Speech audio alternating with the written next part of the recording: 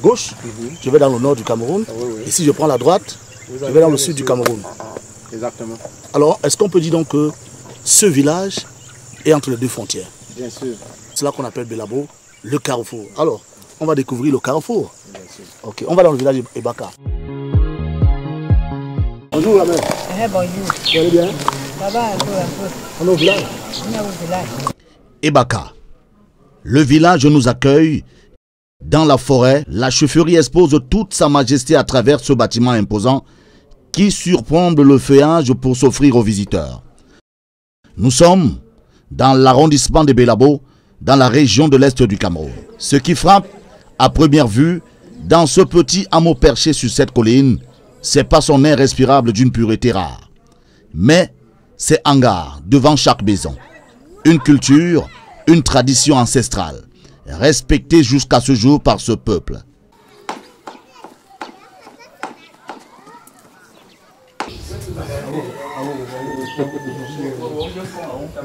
Parce que le hangar, c'est un lieu de rassemblement.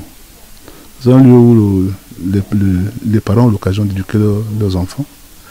Et le soir, c'était l'occasion pour les parents d'être avec les enfants. Nous sommes à une trentaine de kilomètres de Belabo et à moins de 80 kilomètres du barrage hydroélectrique de Lompangar, symbole de la modernité énergétique du Cameroun, mais le village reste oublié, enclavé et pourtant si proche des promesses du développement. Donc, le village de Baka, c'est l'un de très grands villages, comme si on peut le dire, du canton Boblis et même de la région de Belabo. Pour aller au barrage de Lompanga, on passe par ici. L'ironie est cruelle. Les lignes à haute tension qui transportent l'énergie électrique vers les grandes villes passent à proximité.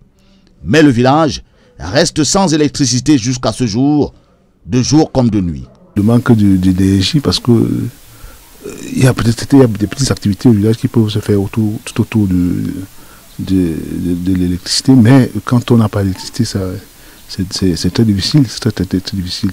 Bon, par rapport à l'eau potable, on a une source. On a une source qui est aménagée. Ici, ça ne donne pas, même au niveau de la station où je travaille, il y a les pompes à côté. Donc, on se raviter avec les motos pour avoir une eau de qualité. Pas d'électricité, pas d'eau, pas de route goudronnée. L'école publique.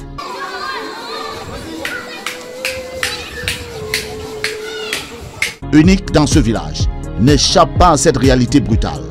Elle fonctionne tant bien que mal ici.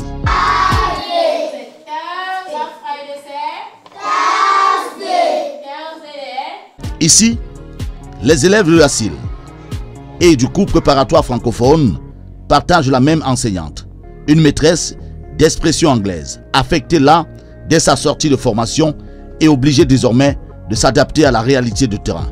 Je suis anglophone, mais j'ai eu la chance de faire le français au niveau bac en section anglophone à A1. Ne sachant pas qu'un jour, je vais avoir l'intégration et envoyer dans une école francophone.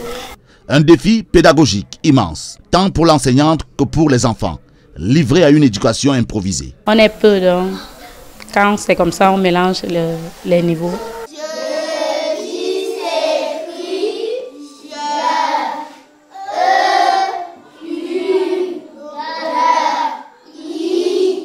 La directrice de l'école occupe un coin d'une salle de classe pour en faire son bureau. Justement, c'est une vieille école créée en 1952. Vous voyez, comme vous constatez, l'école est déjà vieille. Et nous n'avons même pas un bureau pour la direction. Je me bats dans une salle de classe avec les élèves, incapables de recevoir les parents dans l'intimité.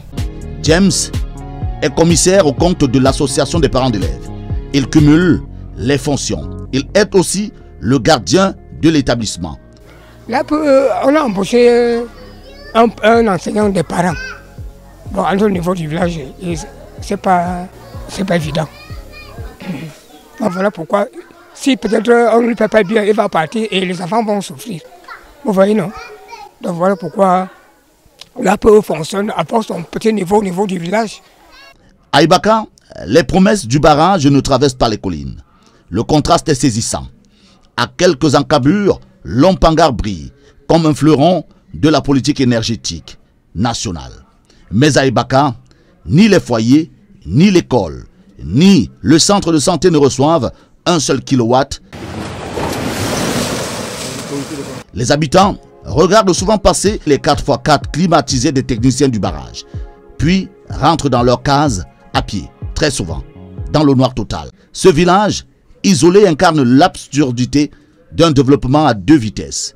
Ebaka ne demande pas de discours, juste de l'eau, de l'électricité, des enseignants et une route carrossable, des besoins de base, des droits, tout simplement. On prend tout, on donne à Dieu. Même là où je marche au champ là, je pas au champ, je ne sais même pas, c'est Dieu seul qui me garde. Si je rentre comme ça là, je dis Dieu merci. Et quand on part comme ça, je prends tout, je donne à Dieu que tout ce qui va se passer, il va faire comment. Ebaka, proche de Dieu et loin du paradis.